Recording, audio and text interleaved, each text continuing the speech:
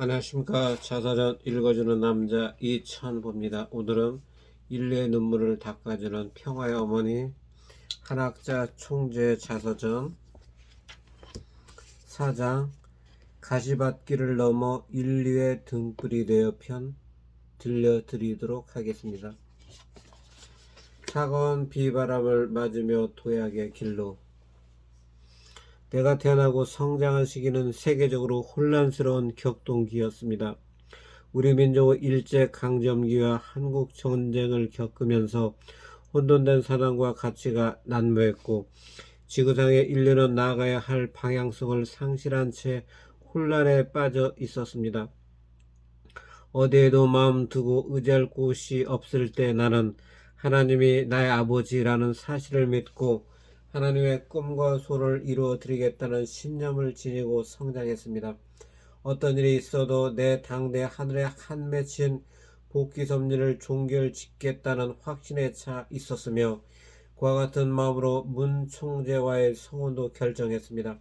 그러므로서 내 세대를 넘기지 않고 종교적 갈등과 분파를 청산하겠다는 결단이었습니다. 이제 종교적 분파로 인한 갈등은 멈춰야 합니다. 하나 되지 못한 혈통과 그로 인한 분파를 기필고 정리하겠다는 것이 나의 결심이었습니다. 결국 나는 소망을 이뤘습니다. 성혼 후 20년 내에 14명의 자녀를 두었습니다. 그것도 아들, 딸 수를 맞춰 각각 7명씩 출산했습니다. 현재 나는 전쟁과 갈등이 없는 세상을 만들고 하나님을 회원해 드리기 위해 5대양 6대주를 넘나들며 동분서주하고 있습니다. 벌써 60년이 지났네요. 세월은 살과 같다더니 그 말이 틀리지 않아요. 지난 60년은 고통과 시련의 세월이었으면서 동시에 영광과 기쁨의 나날이기도 했어요. 1954년 5월 1일 서울 성동구 북학동에 세워진 세계기독교 통일신령협회는 2014년에 60년을 맞아 조촐한 기념식을 가졌습니다. 식구들은 둘러앉아 지난날을 돌아보면서 서로에게 고마운 인사를 했습니다. 그동안 수고 많았어요. 모든 것이 비난하게 시작된 통일교회는 나의 성호를 디딤돌 삼아 새로운 시대로 도약했습니다. 소수에 불과했던 작은 교회가 지금은 수를 헤아리기 어려울 만큼 전 세계로 뻗어나갔습니다. 원래 말씀은 지구촌 땅끝까지 전해져 역사상 가장 짧은 기간에 세계 종교로 우뚝 서는 기적을 만들어냈습니다. 그 누구도 알아보지 못했던 만 16세 소녀 한학자는 하늘 신부에서 우주의 어머니이자 하나님의 유일한 첫 딸 독생녀가 되어 평화를 널리 펼칠 어머니로 모든 인류의 가슴 속에 자리 잡고 있습니다. 성혼 후 1960년 여름에 들어서자 전체 식구가 하계 40일 계몽 전도 활동에 나섰습니다. 전국 모든 지역에서 신앙의 불길이 거세게 일어났습니다. 600명이 넘는 전도사와 식구들이 413개의 마을을 돌아다니며 하나님의 말씀을 전했습니다. 40일 동안 미숫가루 한 대로 버티며 동네 골목을 청소하고 마을의 어느 집 사랑방에서 호롱불을 켜놓고 한글을 가르치며 갖은 어려움을 이겨냈습니다. 그 시절 통일교회 전도 대원들은 핍박이 심해 몸고생은 말할 것도 없고 외롭기가 너른 들 한복판에 홀로 선 미루나무와 같았습니다. 사람들의 몰리해와 비난이 거질수록 계몽전도에 더 박차를 가했습니다. 나중에는 젊은 청년들 뿐만 아니라 중고등학교 학생들도 발벗고 나섰습니다. 심지어 중학교 1학년 여학생도 동참했습니다. 계몽전도는 해를 거듭할수록 들불처럼 번져 우리 사회를 변화시켜 나가는 도도한 물결이 되었습니다. 1960년대 중후반부터 들불처럼 번졌던 농촌 계몽과 문맹 퇴치 운동도 그때 시작되었습니다. 도시와 시골 마을 곳곳에 사랑방 야학을 만들어 학교에 다니지 못하는 청소년과 분해자들에게 한글을 가르쳤습니다. 충주에서는 맨손으로 흙벽돌을 찍어 교실을 만들고 구두 닦기, 청소년들의 배움터를 마련해 훗날 성화 학원을 설립하는 계기가 되었습니다. 그런가 하면 전국적인 규모의 농던을 세워 농촌 근대화를 이끌어 갔습니다. 이 역시 새마을 운동의 시발점이 되었습니다. 여러 분야에서 우리 사회를 변혁시키는 운동의 가장 첨단에 섰습니다. 그러나 통일교회는 이단이라 하여 곳곳에서 비난의 목소리가 멈추지 않았습니다. 그만큼 목회자들과 전도대원들은 험난한 나날을 보내야 했습니다. 전도나 계몽활동에 참여한 사람이 하루 세 끼를 온전히 챙길 수는 없었습니다. 아니, 하루 한 끼를 먹기도 어려웠습니다. 교회 학생들이 집에서 싸준 점심 도시락을 전도대원이 머무는 사랑방에 몰래 놓고 갔습니다. 점심을 굶을 학생들을 생각하며 도시락을 먹여야 할 때 그 마음은 참담하기 이를 데 없었습니다. 그러나 하나님의 새 말씀을 전한다는 비장한 각오로 마음을 다잡았습니다. 나는 일선에 나가 땀 흘리는 전도대원과 식구들을 도와주기 위해 옷과 생활용품을 모아 보냈지만 늘 부족하기만 했습니다. 선교 외에도 사회운동과 봉사활동에 쓰이는 돈이 더 많았기 때문이었습니다. 미군 부대에서 일하는 식구들이 간혹 아이들을 위해 초콜릿이나 바나나, 과자를 가져왔습니다. 그때만 해도 무척 귀한 물건들이었습니다. 그걸 차마 아이들에게 줄 수 없었습니다. 아이들의 손이 닿지 않는 장롱 안이나 선반에 올려두었다가 멀리 임지로 떠나는 식구들에게 한 묶음씩 싸서 들려보냈습니다. 어떤 여자 식구는 과자 부대를 받고 그 자리에서 눈물을 왈칵 쏟았습니다. 몇 달 후 돌아와 내 손을 꼭 잡고 말했습니다. 그 꾸러미를 들고 내려가 개척지 식구들과 나눠 먹었습니다. 참 어머님의 격려가 원리 말씀을 전하는 데 큰 힘이 되었습니다. 그 말이 내게는 커다란 기쁨이었습니다. 전도사만 임지에 보낸 것이 아니었습니다. 그들을 격려하기 위해 나는 문 총재와 함께 1년에 서너 차례 지방 순회에 나서 교회들을 찾아갔습니다. 개처지 전도사들은 감격의 눈물로 우리 부부를 맞아 밤새는 줄 모르고 이야기꽃을 피웠습니다. 개척교회는 대부분 단칸방이었고 간판도 붙이지 못할 정도로 초라했습니다. 교회문을 들어설 때면 이곳이 정말 교회가 맞나 의문이 들 정도였습니다. 그 옹색하기 짝이 없는 모습에 마음이 아프면서도 한편으로는 자랑으로 여기며 식구들을 위로했습니다. 이 비참한 모습은 지금은 세상 사람들에게 하찮게 보이겠지요. 그러나 훗날에는 깃발을 드높여 만국 국민의 자랑을 받을 것입니다. 그래서 어디를 가더라도 부끄러움이 없었고 어떤 사람을 만나더라도 당당했습니다. 협회를 정부에 등록하려 했을 때 여러 차례 거부되다가 1963년 5월에야 마침내 정식으로 등록이 되었습니다. 특히 기성교회의 반대와 탄원서가 빗발쳤습니다. 세상은 역시 하루도 편안하지 않았습니다. 1970년대에 들어서자 남북한 갈등으로 더욱 위태로워졌고 국제 정세 또한 급박하게 돌아갔습니다. 공산주의를 극복해 가면서도 세계 평화를 가져오는 일이 무엇보다 시급했습니다. 우리 부모는 한반도와 세계 평화를 위해 모든 식구가 나서야 한다고 독려했습니다. 축복가정 부인들은 남편과 자식들을 떼어놓고 가정을 떠나 국민들에게 애국심을 고취시키기 위해 집집마다 방문하며 계몽활동을 펼쳤습니다.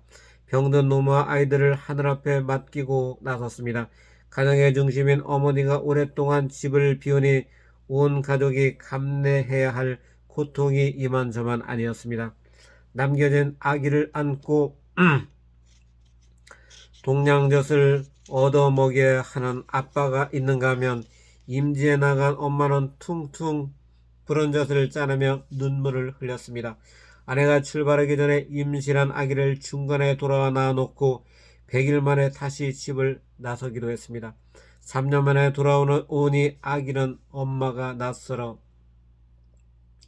다가오지도 않았습니다. 해산할 때는 산모가 힘들어 괴로워해도 모질게 다그치는 것이 산파의 역할이듯 우리 부부는 식구들을 매몰차게 몰아붙였습니다.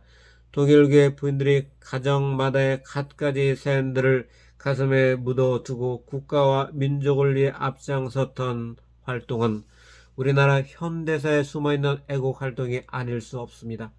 나라가 위태로울 때마다 농민이나 의병이 봉기했듯이 공산주의와 맞서 나라를 구한 국난 극복의 위대한 역사의 한 단면이었습니다. 이후 모든 축복가정 부인에게 이 전통이 계승되었습니다. 그때 통일교회를 비난하던 사람들이 우리를 새롭게 받아들였습니다. 지금은 통일교회를 이해하지 못한다 할지라도 우리 민족 3천만의 통일교회와 함께하는 날이 오면 이 나라 이 민족은 망하지 않을 것입니다. 이 우리는 더 큰 책임감을 안고 세계를 사랑하는 길로 나아갔습니다. 세계 선교의 중심이었던 미국으로 건너가 200년 전 미국의 건국 정신을 읽게 하는 운동을 펼쳤습니다. 우리 부모는 1974년 백악관에서 닉슨 대통령을 만나 회담하고 50개 주를 일일이 순회하며 하나님의 말씀을 전파했습니다. 미국 의회와 양키 스타디움, 워싱턴, 모리먼트 광장에서 하나님의 뜻을 전해 열광적인 지지를 받았습니다. 한국에서는 활발한 순공운동을 펼치며 구국의 함성을 이어갔습니다. 순공운동은 일본과 아시아를 넘어서 세계 여러 나라로 전해져 공산주의를 소멸시키는 데 큰 지렛대가 되었습니다. 1980년대에는 종교 화해를 위한 초교파 운동과 남북 통일을 향한 범국민 운동을 이끌어 갔습니다. 세를 위해 봉사하고 평화를 증진시키기는 운동도 펼쳤습니다. 1990년대에는 고르바초프 소련 대통령과 역사적 만남을 가졌고 소련 젊은이들에게 민주주의 정신과 올바른 가치관을 가르쳐 공산주의 몰락과 동서화에 큰 기여를 했습니다. 1991년 북한 땅에서 김일성 주석을 만나 남북대화 물꼬를 텄고 북한 선교의 발판도 마련했습니다. 새로운 천년이 시작된 2000년 이후 하나님이 바라시는 평화세계를 이루기 위해 유엔까지 활동의 폭을 넓혔습니다. 190개가 넘는 나라의 교회가 세워져 지구촌 어느 도시 어느 마을에 가더라도 통일교회 식구들을 만날 수 있게 되었습니다. 그렇게 하루와도 같았던 60년이 흘렀습니다. 60년을 지나오면서 걸림돌을 넘을 때마다 언제나 하나님의 말씀을 중심에 두고 세계 평화에 몸과 마음을 다 바쳤습니다. 2012년 9월 문선명 총재가 성화한 후에도 이 발걸음은 멈추지 않고 있습니다. 세계 모든 일을 위한 선물로 선악평화성을 제정해 미래의 평화운동의 이정표를 세웠습니다. 남미와 아프리카에서 더 많은 봉사활동을 하고 세계 곳곳에도 더 많은 인재들을 길러내고 더 많은 사람을 하나님의 품으로 인도하고 있습니다. 초창기 극도의 탄압과 억압, 비난을 이겨내고 이제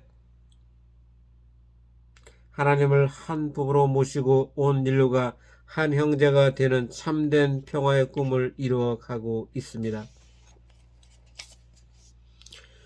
지상에서의 마지막 순간이 다가옵니다. 1980년대 초반 어느 날 편지 한 장이 전해졌습니다. 지상에서의 마지막 순간이 다가옵니다. 이 세상에서 마지막 드리는 인사입니다. 천상에서 뵙겠습니다. 부디 만수무강하시옵소서. 감옥에 갇힌 선교사가 처형되기 전 써 내려간 유서 편지였습니다. 나의 몸은 푸른 피가 도는 듯 삽시간에 굳었습니다. 눈물마저 얼어붙어 그 자리에 망부석이 되어 한동안 아무 말도 못하고 서 있었습니다. 우리 부모는 사랑하는 그들을 가슴에 묻어야 했습니다. 인류의 참복으로 가는 길은 그토록 험난하고 절박했습니다. 누구에게도 말하지 못한 채 무너지는 억장을 홀로 쓸어안고 속으로만 통곡해야 했습니다. 50여 년 전 식구들은 이 어느 자리에서건 열띤 토론을 벌였습니다. 이제 세계로 눈을 돌려야 합니다. 너무 이르지 않습니까? 아직 변변한 교회 건물조차 없는데 교회 건물을 멋지게 지으면 하나님이 좋아하실까요? 어떤 식구는 세계로 나가야 한다고 주장했고, 어떤 식구는 나라 안에서 우리 교회라도 제대로 짓자고 목소리를 높였습니다. 둘 다 소리할 수 없는 일이었지만 우리 부모는 한국보다 세계를 택했습니다. 그러다 보니 교회 겉모습은 초라하기 짝이 없었습니다. 1980년대까지만 해도 버젓한 교회 하나가 없었습니다. 식구들이 모여 오붓하게 예배를 드릴 수 있는 공간만이라도 있었으면 좋겠다는 바람이 많아서 자그마하게 초록색 지붕에 A형 교회를 지은 게 전부였습니다. 교세가 약한 시절의 세계를 향해 진출해야 한다는 주장에 반대가 없으면 오히려 이상한 일이었습니다. 많은 사람은 변변한 교회조차 없으면서 세계를 목표로 하는 것이 가당키나 하냐고 비웃었습니다. 그러나 통일교회는 애초부터 보다 큰 가치를 추구했습니다. 개인이나 가정보다는 민족과 나라를 위했고 한국보다는 세계 구원이 우선이었습니다. 갈등이 범람하는 메마른 세상에 평화의 종소리가 울려 퍼지게 하는 것을 소명으로 여겼습니다. 1958년에 일본으로 첫 선교사가 건너가고 이듬해 미국 개척 전도가 어렵사리 시작되었습니다. 1960년대에도 외국 선교는 생각조차 할 수 없는 처지였습니다. 따라서 그것은 적지 않은 성과였습니다. 그러나 우리는 현재 자족해서는 안 된다고 생각했습니다.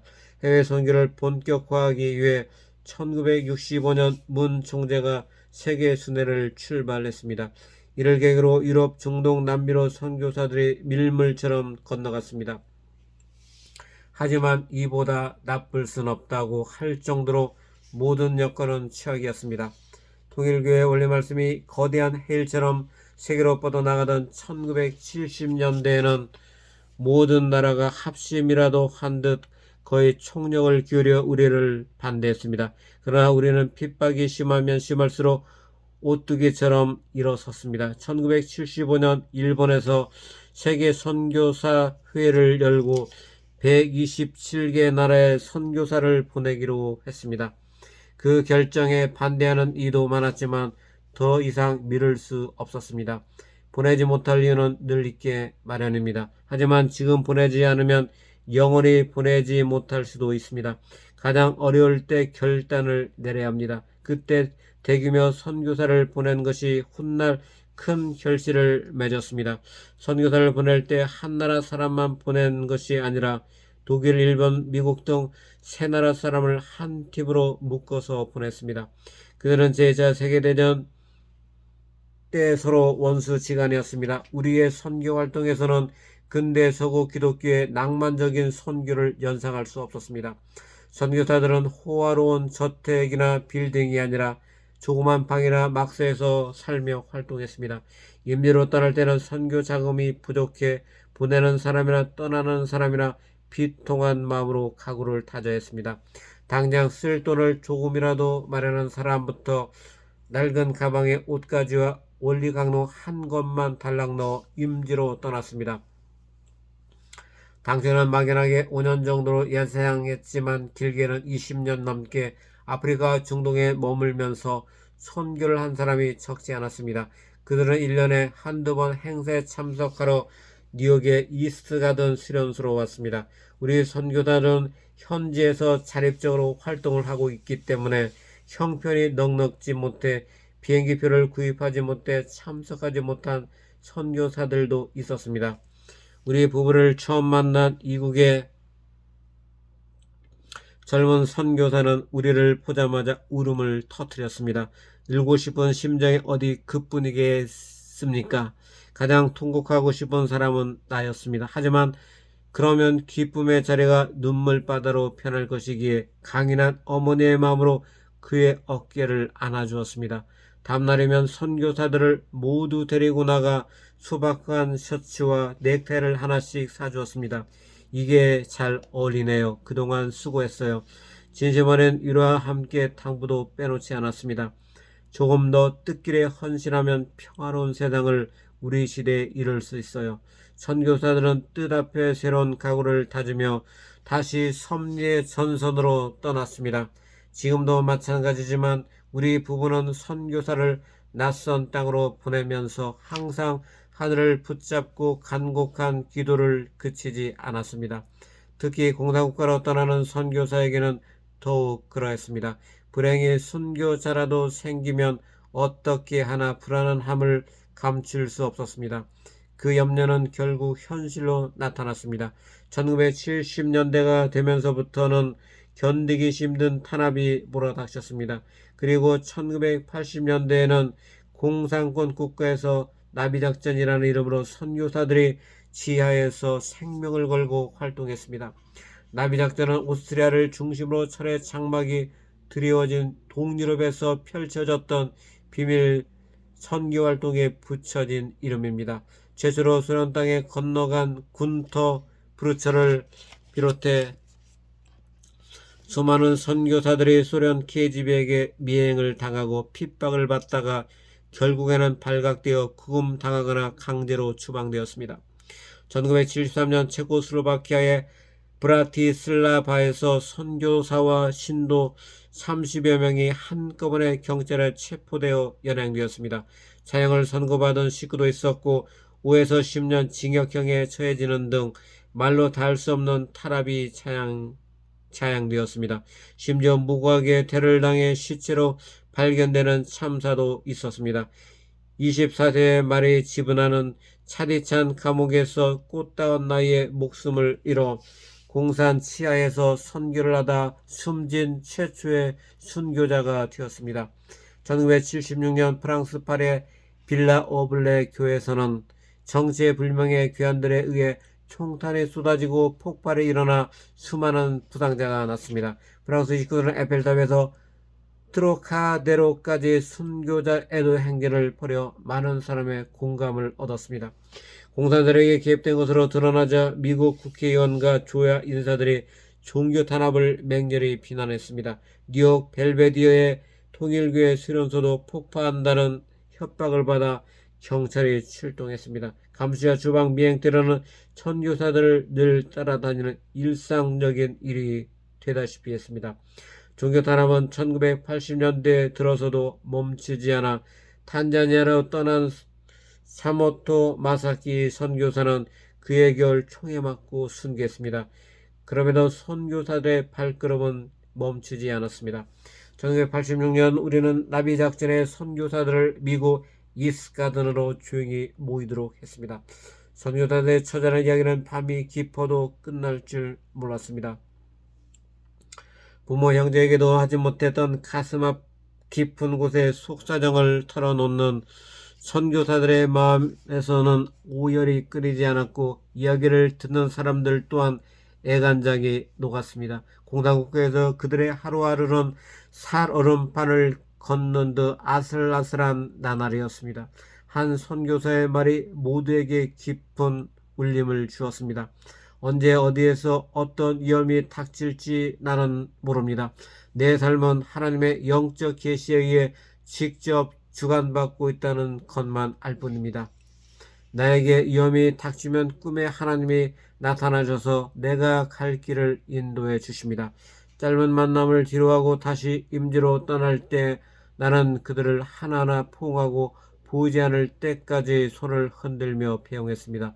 언제 다시 만날 수 있다는 기약도 없이 전쟁터보다 더 치열한 땅으로 떠나는 선교사들을 생각하면 가슴이 저리고 눈물로 시야가 흐려졌습니다.